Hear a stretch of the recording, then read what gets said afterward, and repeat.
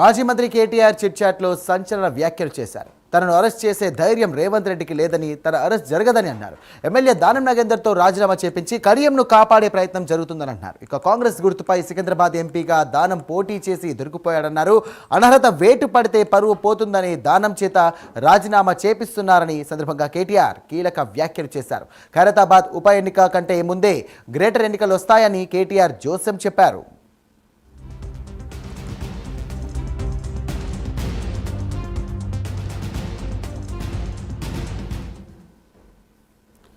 Breaking చూస్తున్న మాజీ మంత్రి కేటీఆర్ చిట్చాట్లో సంచలన వ్యాఖ్యలు చేశారు. తనను అరెస్ట్ చేసే ధైర్యం రేవంత్ రెడ్డికి లేదని, తన అరెస్ట్ జరిగిందని ఈ సందర్భంగా అన్నారు.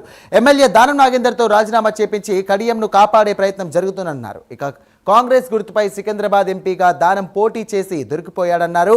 అనర్హత వేటు పడితే పరువు పోతుందని దానం చేత రాజీనామా చేపిస్తున్నారని కేటీఆర్ కీలక వ్యాఖ్యలు చేశారు.